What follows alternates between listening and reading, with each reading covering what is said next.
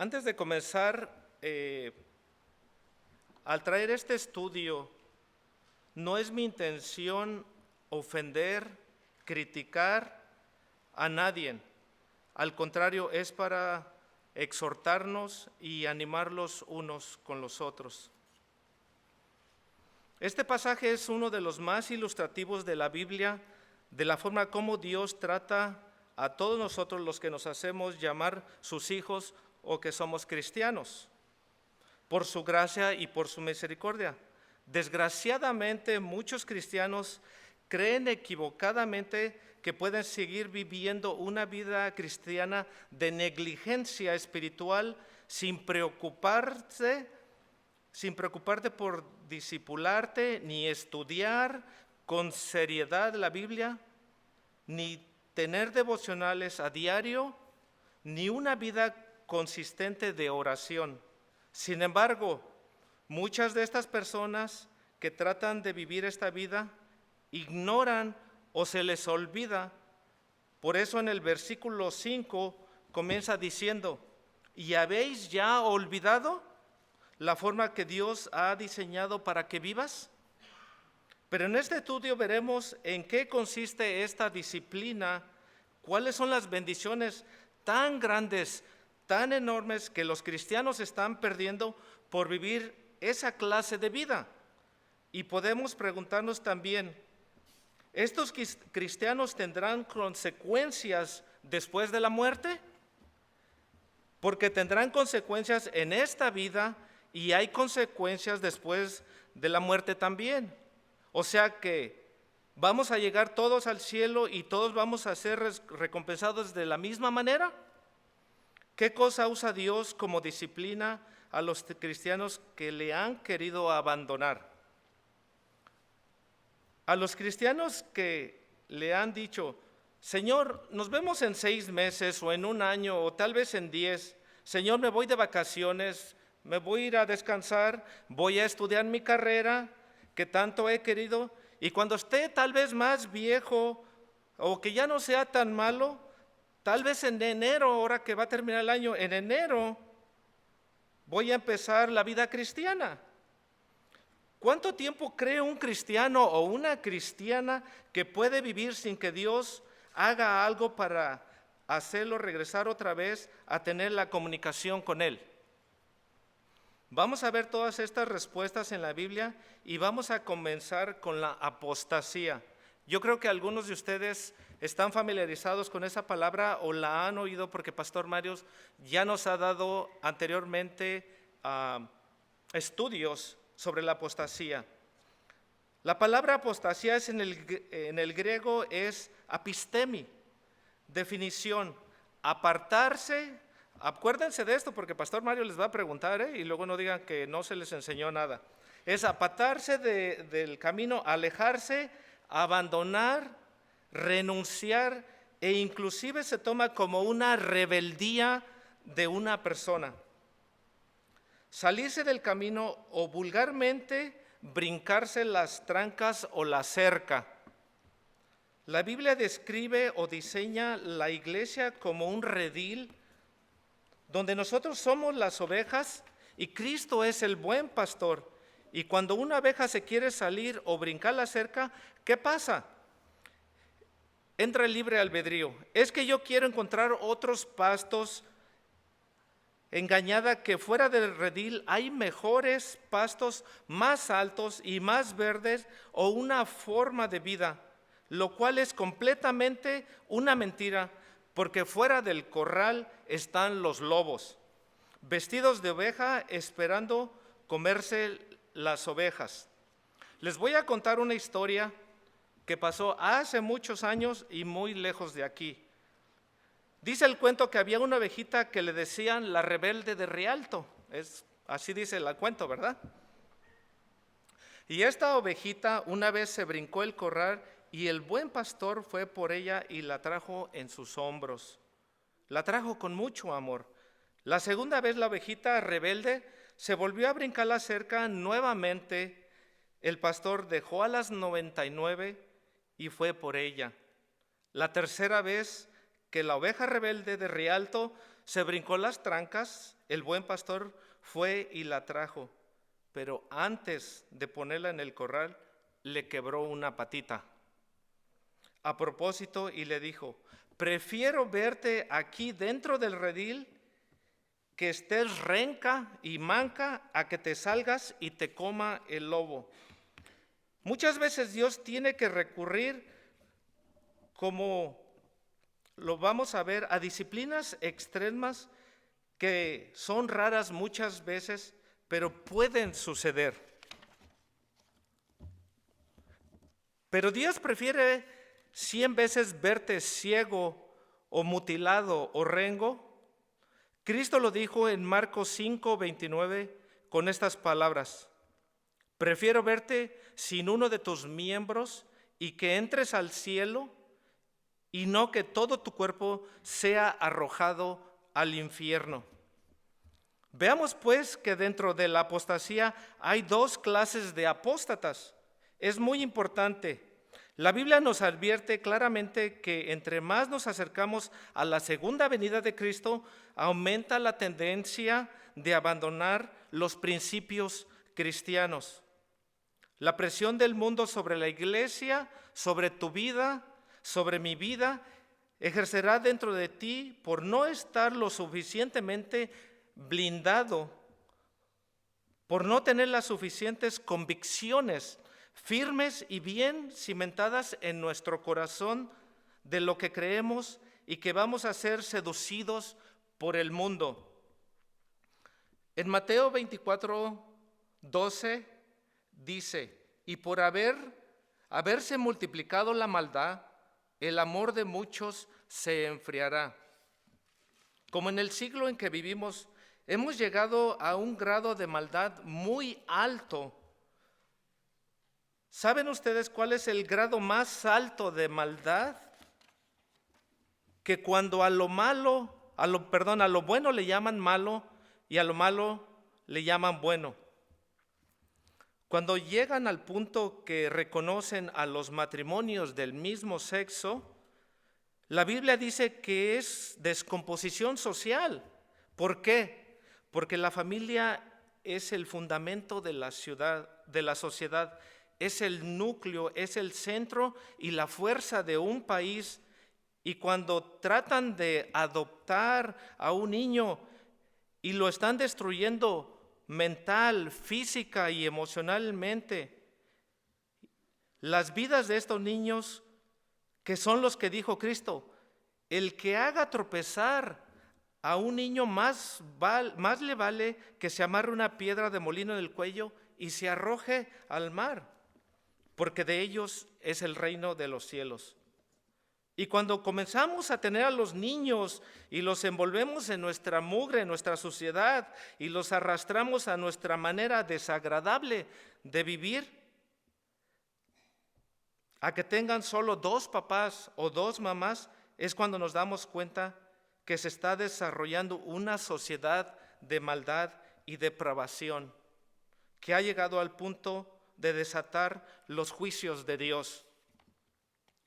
Entonces la Biblia nos muestra claramente que la maldad iba en aumento. Si gustan buscar 2 de Timoteo 3:1, por favor.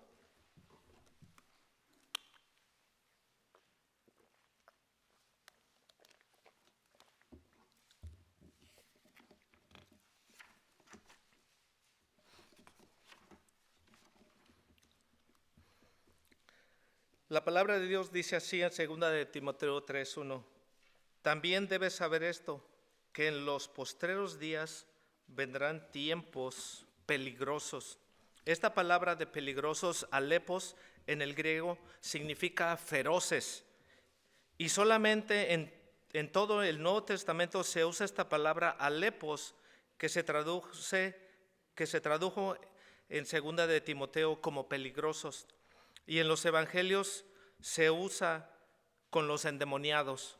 La Biblia describe en Mateo 8:28 a los gadarenos que salían de los sepulcros como feroces en gran manera, tanto que nadie podía pasar por aquel camino porque eran atacados.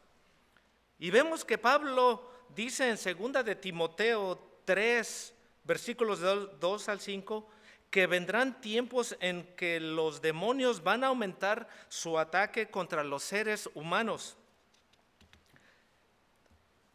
En el versículo 2 de 2 de Timoteo 3, 2, dice, porque habrá hombres amadores de sí mismos, ávaros, vanagloriosos, soberbios, blasfemos, desobedientes a los padres, ingratos, impíos. En el versículo 3 dice, sin afecto natural, implacables, calumniadores, intemperantes, crueles, aborrecedores de lo bueno. En el versículo 4, traidores, impetuosos, infatuados, amadores de los deleites más que de Dios. Y el 5, que tendrán apariencia de piedad, pero negarán la eficiencia de ellas, a ellos evita. La Biblia nos pinta un panorama, un cuadro, que ya estamos entrando en ese lugar en el mundo que va a ejercer más presión contra nosotros y muchos se van a apartar. Y esta palabra apostasía, como vimos, es salirse del camino, apartarse de la verdad o seguir otro curso revelado, porque hay veces que hay hombres que dicen, oh, Dios me reveló a mí, o como si esas personas fueran muy especiales, oh, Dios me reveló algo diferente, y la gente los empieza a seguir porque nuestras bases bíblicas no están bien enraizadas. Por ejemplo, en Hechos 5:37, hablando de un líder de una secta, dice que se los llevó en pos de sí. ¿Qué quiere decir esto? Que los convenció o que les lavó el coco y los siguieron a ellos. Esta es la palabra que se usa para apostasía. Cuando algo o alguien te saca, un amigo, una amiga, el alcohol, la pornografía, homosexualidad, drogas, adicciones, el amor al dinero. No que el dinero sea malo, el amor que le tengas al dinero. Bendito sea Dios, porque a muchos hermanos los ha bendecido con bienes materiales, con dinero, y ellos ayudan a la iglesia. Ellos no son codiciosos, no están enamorados del dinero, porque esto es idolatría. Cuando cualquier cosa en este mundo te jala o te saca, te aparta del camino de la verdad, del camino de la santidad y la justicia, se le llama apostasía. Has apostatado. Ahora bien, hay dos clases de apóstatas y esto es muy importante. Hay cristianos que son apóstatas por un tiempo y hay apóstatas que nunca fueron cristianos, pero que entraron a la iglesia por un tiempo y después se apartaron. ¿Cuál es la diferencia entre el cristiano que apostató y un apóstata para siempre? Y lo vamos a ver a continuación. La diferencia está en que si tú eres un cristiano y te has apartado del camino y eres hijo o hija de Dios, puedes venir a la corrección. Dios te va a corregir, porque Dios corrige a su hijo. ¿Y qué le hace? Pao, pao, pao. Le arrima para que obedezca y te da duro. Dios te regresa de la oreja, te trae de regreso. Pero si eres una persona que jamás recibiste o aceptaste a Cristo como tu único y suficiente Salvador, aunque hayas ido a los estudios, a los desayunos, convivios, tal vez que hiciste una decisión por Cristo, pero realmente tus convicciones no fueron profundas ni firmes, solo emociones huecas. Te vas a apartar del Señor, pero la diferencia es que tú nunca vas a regresar al camino. El cristiano que se aparta, Dios lo regresa por las buenas o tal vez de una forma dura y severa, y lo vamos a ver. Tal vez es quebrando la patita como a la oveja rebelde de Rialto. A muchos Dios inclusive prefiere llevarlos a casa antes que se vayan lejos de Él. Vamos a ver algunos ejemplos de los apóstatas que nunca fueron salvos. Juan 13 es el caso de Judas. Es triste saber que algunos piensan o predican que Judas perdió la salvación, y no es cierto, y esta noche lo vamos a ver aquí en la palabra del Señor. Juan 13, versículos 10 y 11. Ya Cristo está a punto de ir a la cruz y al huerto del Getsemaní. ¿Ya llegaron? En el versículo 10, Jesús le dijo: el que está lavado no necesita sino lavarse los pies, pues está todo limpio, y vosotros limpios estáis, aunque no todos. El versículo 11, porque sabía quién le iba a entregar, por eso dijo: no estáis limpios todos. Esto le está hablando a todos los discípulos que habían creído y que eran cristianos, como nosotros. En el momento que recibimos a Cristo, ¿quién nos lava a nosotros? Dice la Biblia en Efesios 5, que es la palabra de Dios que nos lava y la sangre de Cristo. Ahora, ya siendo cristianos, Dios nos da la responsabilidad de nosotros seguirnos lavando. O sea, si cometes un pecado, la sangre de Cristo nos limpia de todo pecado. Estamos en este mundo, no somos de este mundo, y estamos en la carrera, en la buena carrera. ¿Qué pasa cuando cometemos un pecado? Venimos a Jesucristo, venimos a Dios, le pedimos perdón, nos limpia y continuamos. Dice: levántate, sacude y continúa. Un cristiano tiene que estar constantemente limpiándose, porque a diario se nos pega la contaminación del mundo. Lo que oyes en la oficina con tus amigos, en la escuela, chistes groseros, programas en la televisión, en el cine, todo eso entra a nosotros, nos contamina y ensucia. Y esta suciedad la tenemos que estar sacando para mantenernos, no la salvación, sino la comunión con Dios. Ustedes están lavados, pero no necesitan sino lavarse los pies, y vosotros estáis limpios, aunque no todos. Había alguien ahí dentro del grupo de Cristo que nunca había sido lavado, porque sabía quién le iba a entregar. Por eso Cristo dijo: no están limpios todos. Judas nunca fue limpiado de sus pecados, jamás. Vamos a ver en Juan 13, 18, Jesús dice: no hablo de todos vosotros, yo sé que a quienes he elegido, mas para que se cumpla la Escritura, el que come pan conmigo levantó contra mí su calcañar. Juan 17, 12, Jesús hablando: cuando estaba con ellos en el mundo, yo los guardaba en tu nombre. A los que me distes, yo los guardé, y ninguno de ellos se perdió, sino el hijo de perdición, para que se cumpliera la Escritura.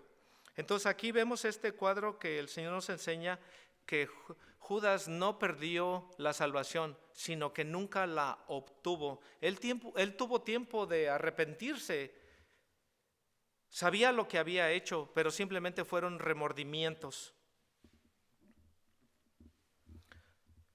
Los guardó de Satanás y los guardó del mal.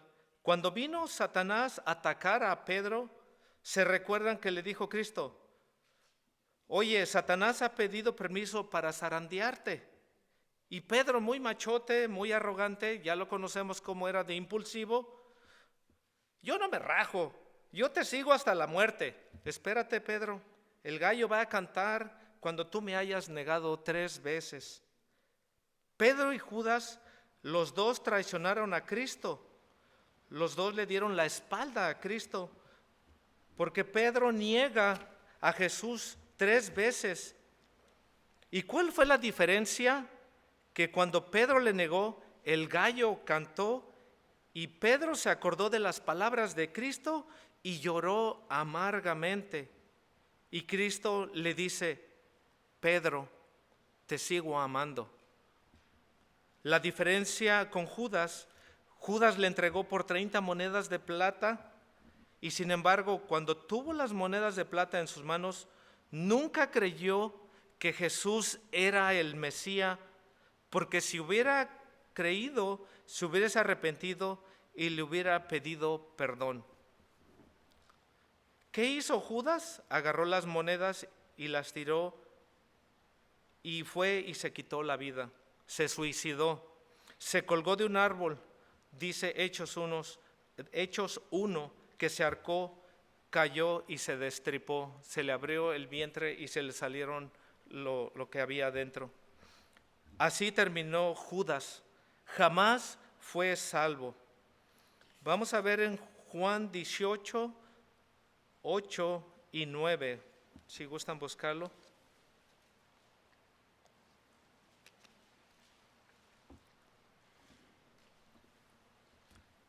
En el 8, respondiendo Jesús: os he dicho que yo soy, pues si me buscan a mí, dejar ir a estos. ¿A quién eran estos? A sus discípulos, los que estaban con él. El 9, para que se cumpliese aquello que había dicho: de los que me distes, no perdí ninguno, mas como dijo anteriormente, el hijo de perdición. Ahora, el apóstol Pedro, seguimos estudiando las personas que nunca fueron salvadas en 2 de Pedro 2. Aquí habla claramente y describe las características que todos los falsos profetas, de todos esos que pueden ser pastores, predicadores e inclusive que no tienen la salvación y que jamás fueron salvos, que no tuvieron un encuentro genuino ni verdadero con Cristo. Solo fue una emoción. En 2 de Pedro 2:1 la palabra dice: pero hubo también falsos profetas entre el pueblo, como habrá entre vosotros falsos maestros que introducirán encubiertamente herejías destructoras y aún negarán al Señor que los rescató, atrayendo sobre sí mismo destrucción repentina. Este versículo describe a Judas y a todos los falsos maestros y predicadores. Aquí me recuerdo de Pastor Mario, que siempre nos está invitando a traer nuestra Biblia. Así puedes corroborar, afirmar, subrayar que esta es claramente la palabra de Dios. ¿Cómo te vas a dar cuenta que alguien está hablando la verdad si no tienes cómo comprobarlo? A estos falsos profetas los encuentras afuera del mercado, donde tú compras tu café, en el Swami, tocan tu puerta, y si no estás bien firme, no estás bien enraizado, te van a endulzar la vida, tu oído, y te van a sacar del camino. Apostasía, vas a apostatar. Dice en 2 de Pedro 21 y 22, siguiendo hablando de los falsos profetas y apóstatas. El 21, la palabra de Dios dice: porque les hubiera sido mejor no haber conocido el camino de la justicia, que después de haberlo conocido, volverse atrás del santo mandamiento que les fue dado. Hay personas que conocían que Jesús era el Cristo, que murió por sus pecados por ellos. Conocían que Jesús era la verdad, que la Biblia era la verdad, pero se volvieron atrás. En el versículo 22, pero les ha acontecido lo del verdadero proverbio, que el perro vuelve a su vómito y la puerca lavada a revolcarse en el cieno o en el lodo. Aquí Pedro, de una forma ya inequívoca, describe que todas esas personas nunca fueron salvas, como lo dice Pedro. ¿Qué hace un perro cuando vomita? Se vuelve a comer lo que salió del estómago. ¿Por qué piensan que hace eso el perro? Pues porque es perro. Esa es su naturaleza. Ahora agarras una puerca, la bañas, la perfumas con el mejor perfume que huela bonito, le amarras un moñito en la cabeza, le pintas las pezuñitas. ¿Qué va a pasar en los próximos minutos? Va a volver a meterse en el cieno o en el lodo. ¿Por qué no duró nada limpia?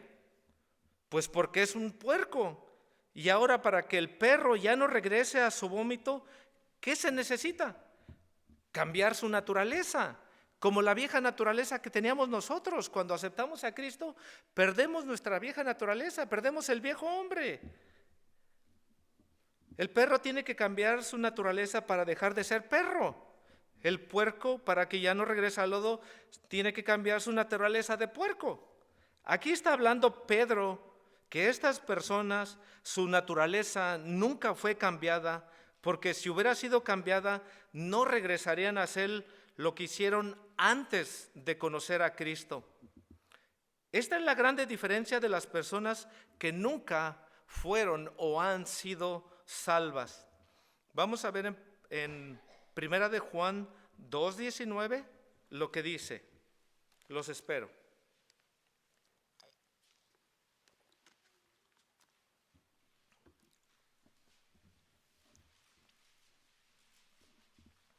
Espero estén tomando apuntes, ¿eh? En Primera de Juan 12:19 la palabra de Dios dice: salieron de nosotros, pero no eran de nosotros, porque si hubiesen sido de nosotros, habrían permanecido con nosotros. Pero salieron para que se manifestase que no todos son de nosotros. Cuando en la calle encuentras a alguien que lo vistes muchas veces en la iglesia y ya no asiste, le preguntas: oye, fulanito, ¿cómo estás? ¿Qué pasó contigo? Si yo te veía en la iglesia, tú eras uno de los que llegaban a los estudios, a los paseos, a los retiros. Sabías muy bien la iglesia, al revés, al derecho. ¿Qué ha pasado contigo? ¿Estás divorciado? ¿Andas con alguien que no es tu esposa? ¿Estás en fornicación y en pecado? Y te contesta tu amigo o tu camarada: sí, ¿y qué? ¿Tienes algún problema? Te está contestando en la carne. ¿Por qué? Porque nunca fue un verdadero hijo de Dios. En ese momento te das cuenta que hay algo raro, que una persona que fue cristiana tal vez te diría: sí, me duele que dejé la iglesia y mi relación con Dios se ha enfriado. Tal vez regrese a la iglesia, ora por mí. Te contesta en el espíritu. ¿Ven la diferencia? Esas personas salieron de nosotros, pero no eran de nosotros. Porque si hubieran sido de nosotros, dice 1 de Juan 12:19, hubieran permanecido con nosotros. Salieron para que se manifestara que no todos son los que vienen a la iglesia son y pertenecen al cuerpo de Cristo. Todas las iglesias cristianas en el mundo, incluyendo esta, son una mezcla de la cizaña y el trigo. Así que el que está sentado a tu lado, enfrente o atrás de ti, quizás es cristiano, tal vez lo aparenta, tal vez no lo es. Pero no te desilusiones ni te decepciones. El sembrador es el que va a separar la hierba del trigo. Ay, es que en esta iglesia nadie me amaba. El Espíritu Santo no se movía. Me hacían malas caras. Todos los cristianos son de dos caras. Espérate un momento. Si un chofer choca su carro, ¿eso quiere decir que todos los choferes son malos? No, ¿verdad? O si un doctor es muy maleta, ¿eso quiere decir que los doctores todos son bien malos? No, no podemos generalizar. Tenemos que entender que dentro de la iglesia es una mezcla y no son lo que son. Hay un remanente en todas las iglesias de verdaderos hijos e hijas de Dios, y solo el tiempo dirá verdaderamente quién son los que permanecieron hasta el final. Muy bien, veamos ahora los que son salvos. Proverbios 3, versículos 11 y 12. Los espero a que lleguen, hermanos.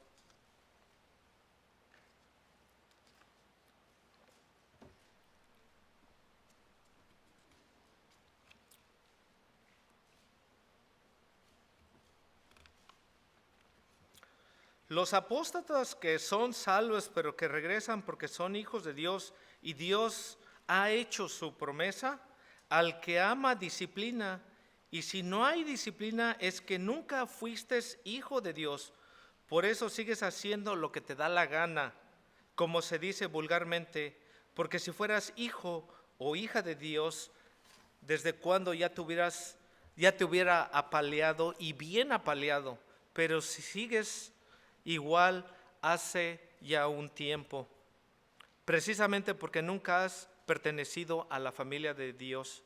Dice Proverbios hablando a sus hijos en el versículo 11, no menospreciéis, hijo mío, el castigo de Jehová, ni te fatigues de su corrección.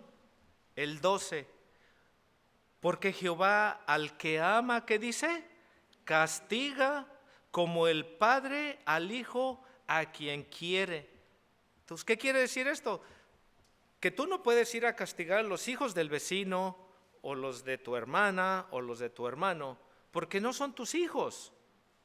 Castigas a tus hijos porque los amas y quieres que se vayan por el buen camino. Vamos a ver en el Antiguo Testamento, los castigos eran diferentes de los castigos del Nuevo Testamento. Y Dios trataba de una forma a las personas que formaban parte del pacto de Abraham. En Lucas 15:11, los voy a esperar poquito.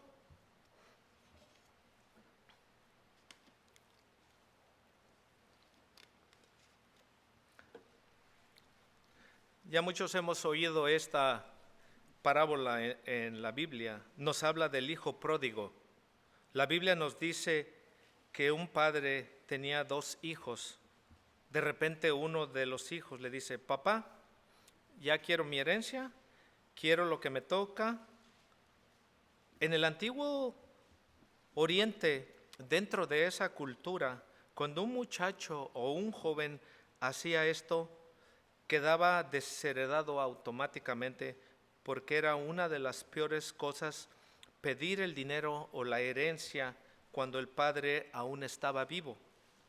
Hasta que el padre moría, se reparte la herencia, pero el joven ya quería quemarse la herencia, ya quería gastarse el dinero, y le dice al padre, dame el dinero, y su padre respeta su libre albedrío. El libre albedrío a veces nos lleva a la perdición, porque yo pienso que acá está mejor, yo digo que esto, la Biblia dice esto, pero yo pienso esto es mejor. El padre respeta su libre albedrío y su decisión. Aquí está la herencia y el hijo se fue, como todos sabemos la historia, y desperdició su dinero dándose la gran vida, pensando que le iba a durar toda la vida ese dinero. Cuando se le terminó, empezó a buscar trabajo porque no tenía hambre y solo encontró trabajo alimentando a los puercos. Y el hijo pródigo, encontrándose en las condiciones que se vio alimentando puercos, yo creo que ahí se le encontró a la puerquita que habíamos bañado, pero ya se había metido al lodo.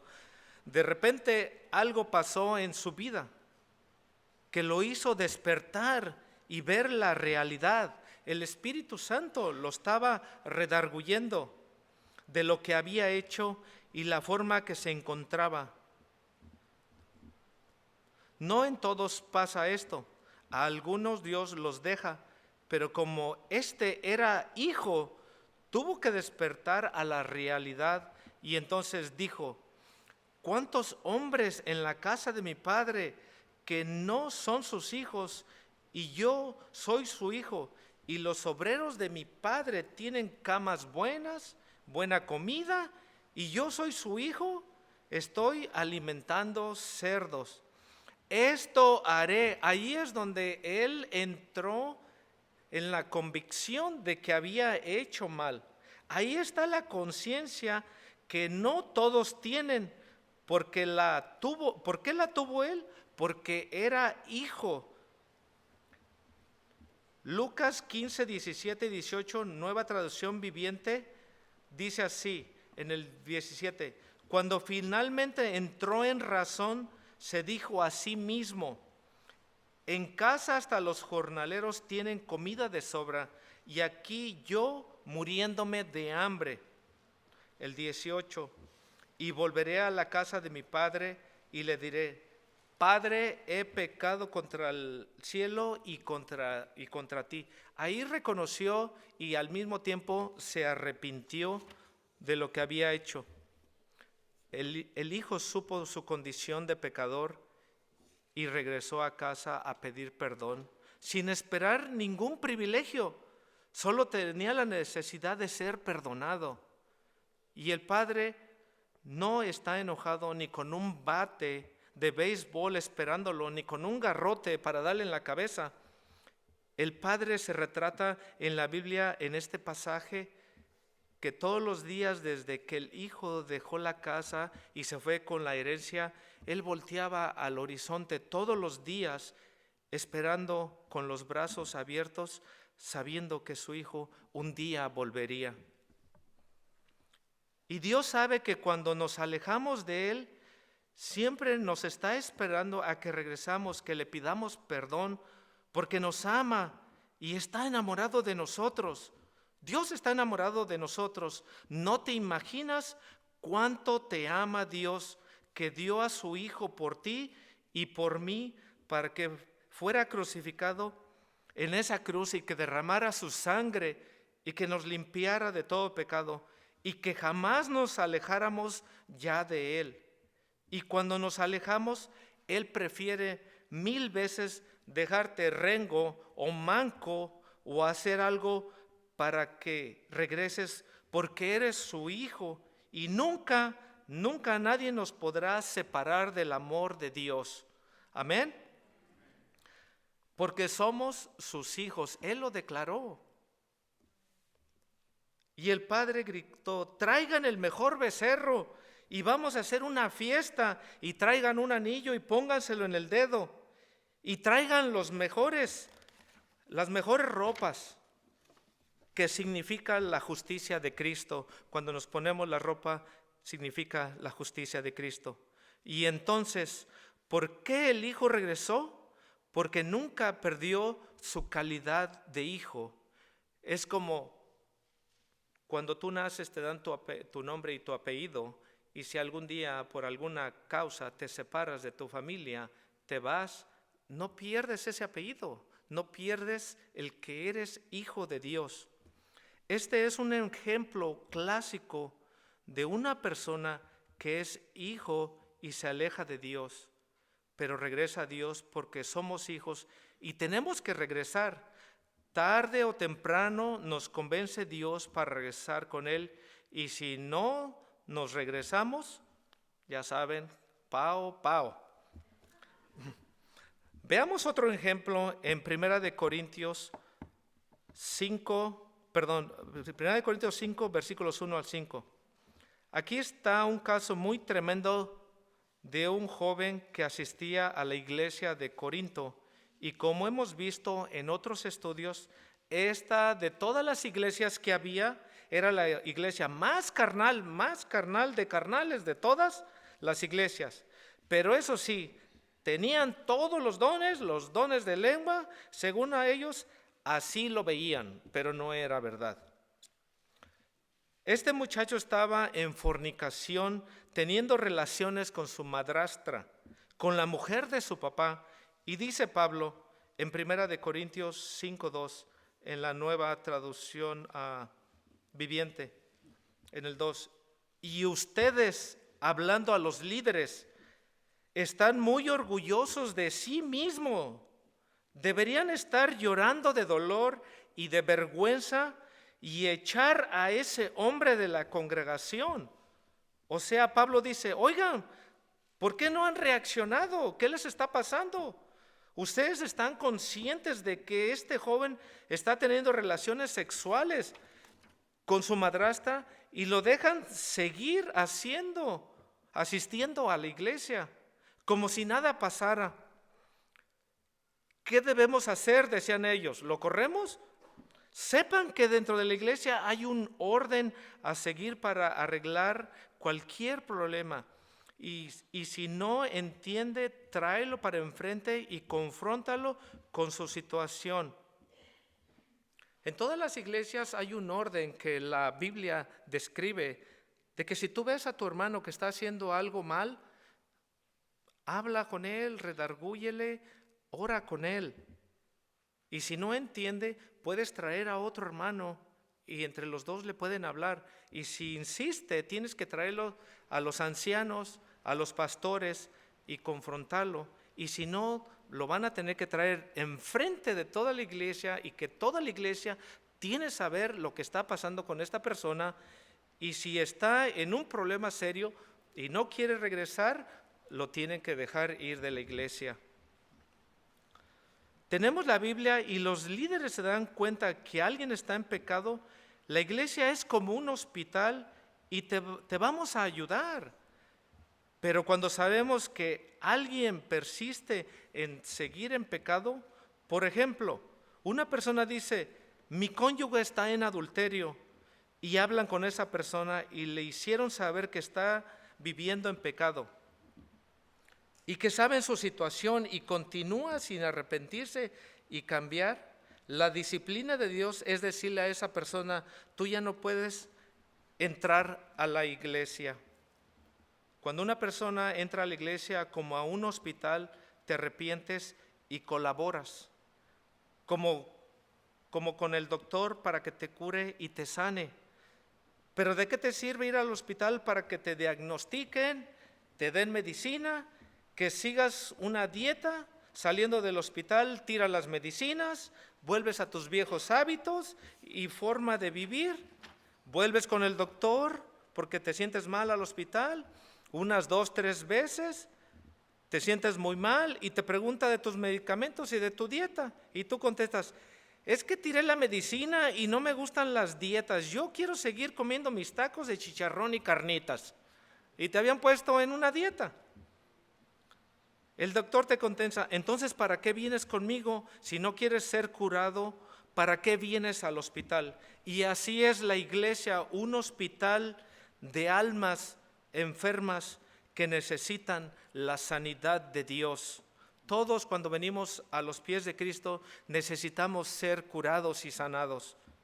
Y más adelante en el versículo 3, el apóstol Pablo dice, lo voy a leer en la Nueva Traducción Viviente, aún no estoy con ustedes en persona, sí lo estoy en el Espíritu, y como si estuviera ahí, ya emití mi juicio sobre este hombre. El 4, en el nombre del Señor Jesús, ustedes deberán convocar a una reunión de la iglesia y yo estaré presente en espíritu, igual que el poder de nuestro Señor Jesús. En el 5, entonces deben expulsar a ese hombre y entregarlo ¿a quién? A Satanás, para que su naturaleza pecaminosa sea destruida y él mismo sea salvo en el día que el Señor vuelva.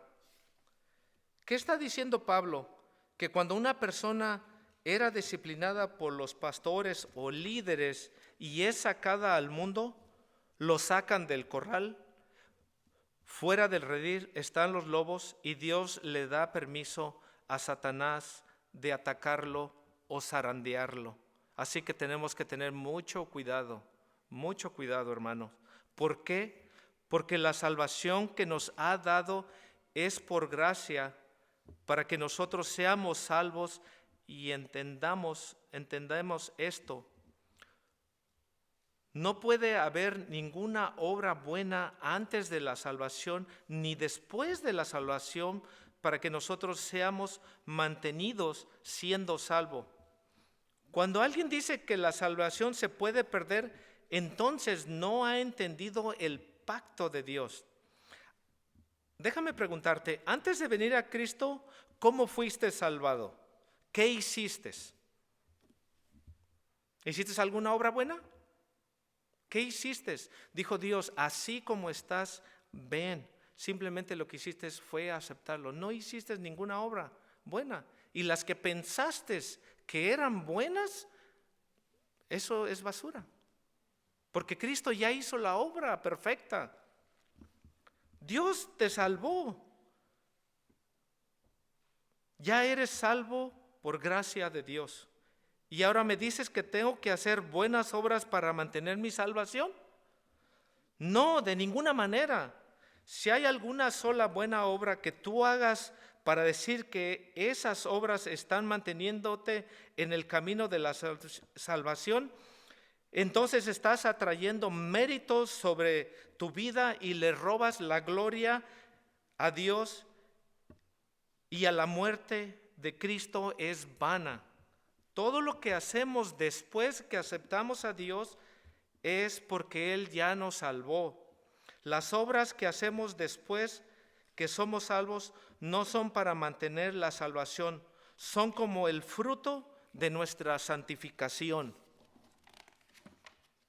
Efesios 2:10, vamos a verlos, los espero.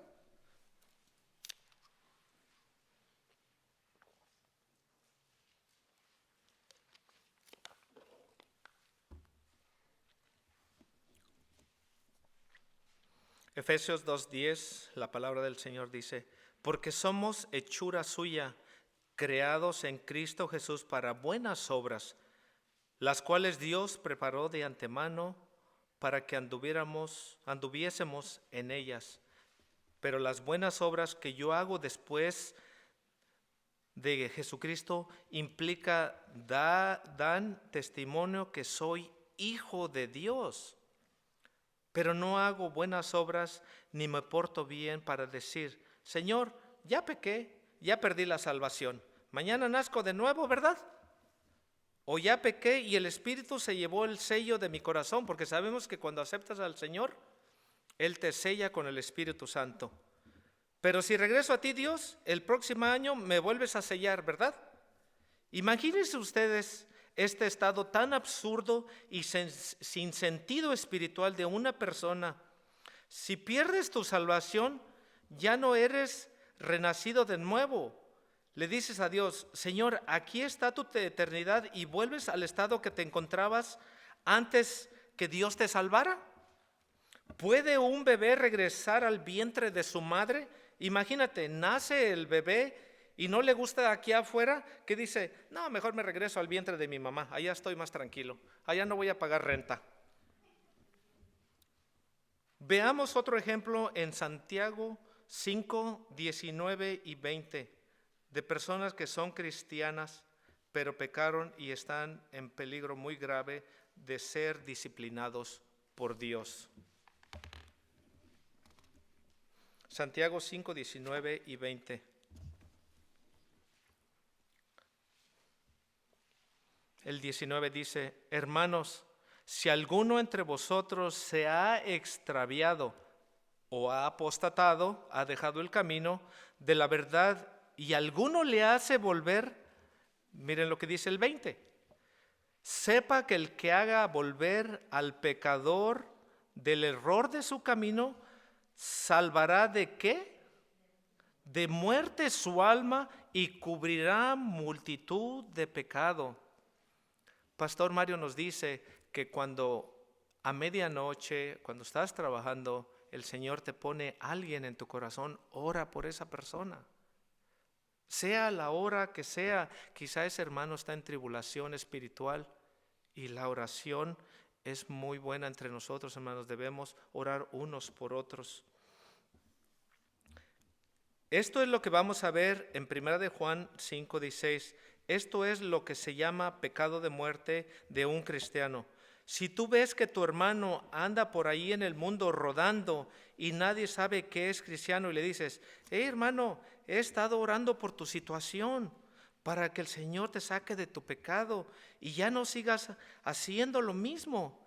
Échale ganas, Dios te sigue amando porque si no, Dios te va a disciplinar. Nosotros tenemos que decirles abiertamente a los hermanos, estás en peligro de que Dios te va a disciplinar y hay veces que esas disciplinas son fuertes. Y si tú convences a esa persona de que regrese del pecado, lo estás salvando. Porque a ese que tú vas a exhortar, sigue en ese camino, Dios se lo puede llevar a casa antes de tiempo o que le venga algo serio en su vida para que lo haga recapacitar y regrese a Dios. Y ya para terminar, hermanos, si tú ves a alguno entre los hermanos que tiene una vida dudosa y que se dice cristiano y tú logras convencerlo y oras por él y lo traes al camino o al redil, lo estás salvando. Por último, vamos a ver otra vez Juan 5:16.